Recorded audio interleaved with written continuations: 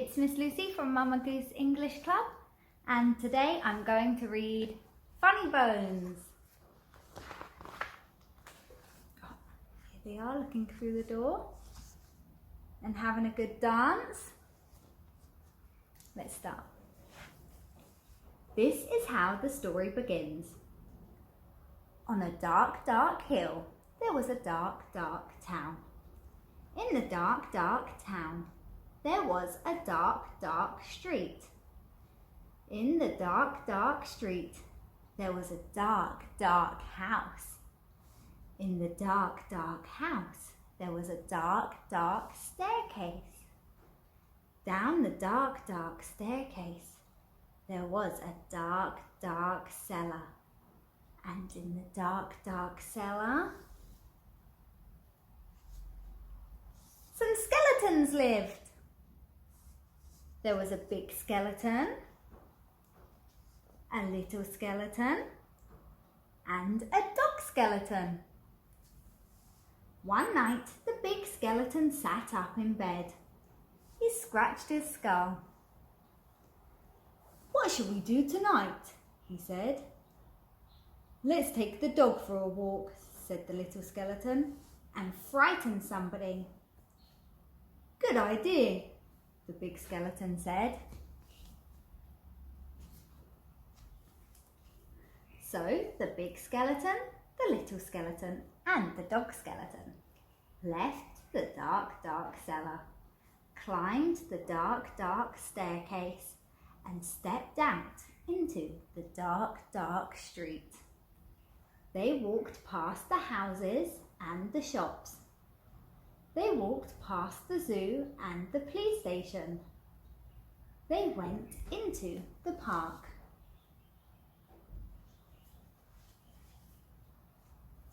The big skeleton scratched his skull. "What should we do now?" he asked.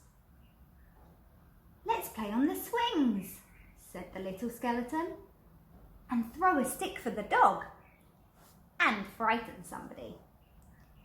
"Good idea," the big skeleton said.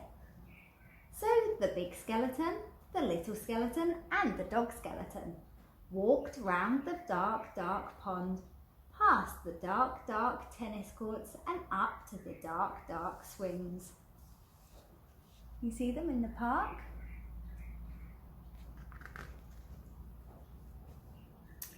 The big skeleton and the little skeleton played on the swings. They threw a stick for the dog.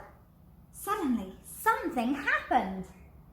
The dog skeleton chased the stick, tripped over a park bench, bumped into a tree. Here he goes. And ended up in a little pile of bones. Oh no! "Look at that," the big skeleton said. "He's all come to pieces. What should we do now?" "Let's put him together again," the little skeleton said. So the big skeleton and the little skeleton put the dog skeleton together again. They sang a song while they did it. "The toe bone's connected to the foot bone. The foot bone's connected to the leg bone. The leg bone's connected to the hip bone. The hip bone's connected to the backbone." Then they got mixed up. "Is that a toe bone?" the little skeleton said. "Where does this one go?" the big skeleton said. When they had finished, the big skeleton said, "That dog looks a bit funny to me." "So he does," said the little skeleton. "We've got his tail on the wrong end, and his head."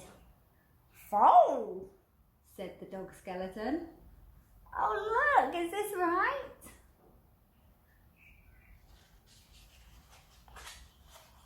At last the dog was properly put back together again.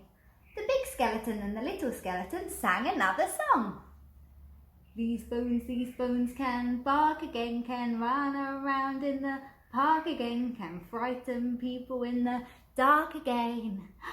The big skeleton scratched his skull. "That reminds me," he said.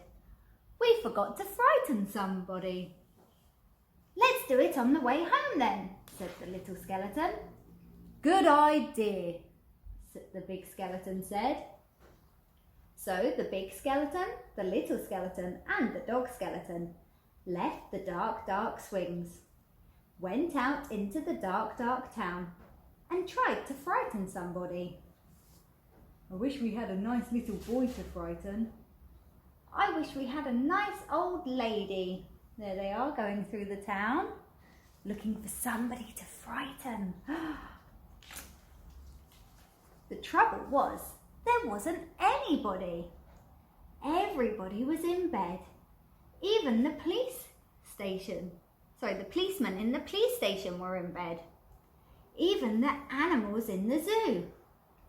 Of course, the skeleton animals were awake.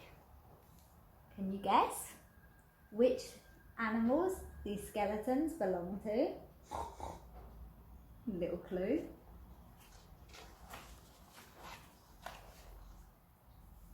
Let's have a ride on the elephant skeleton, the little skeleton said.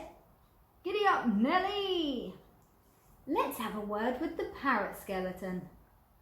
Good evening all. Who's a cheeky boy then? Have a cup of tea.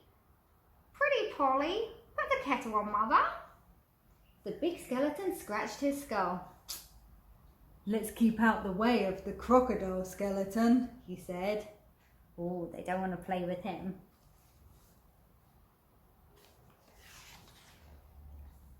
When they were back in the street, and when they still could not find anybody to frighten, the big skeleton said, What should we do now? The little skeleton scratched his skull. Let's frighten each other, he said. That's better than nothing. Good idea, the big skeleton said.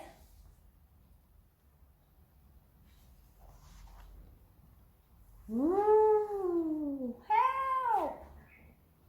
Sorry, I missed a page. So after that, the big skeleton frightened the little skeleton. The little skeleton frightened the big skeleton. The big skeleton and the little skeleton frightened the dog skeleton. And the dog skeleton frightened them. Ruff! They hid around corners and frightened each other. They climbed up lampposts and frightened each other. They jumped out of dustbins and frightened each other. Help! All the way home. You see them running, running, running back down the stairs? And that is how the story ends. On a dark, dark hill, there was a dark, dark town. In the dark, dark town, there was a dark, dark street. In the dark, dark street, there was a dark, dark house. In the dark, dark house, there was a dark, dark staircase. Down the dark, dark staircase, there was a dark, dark cellar. In the dark, dark cellar, some skeletons lived.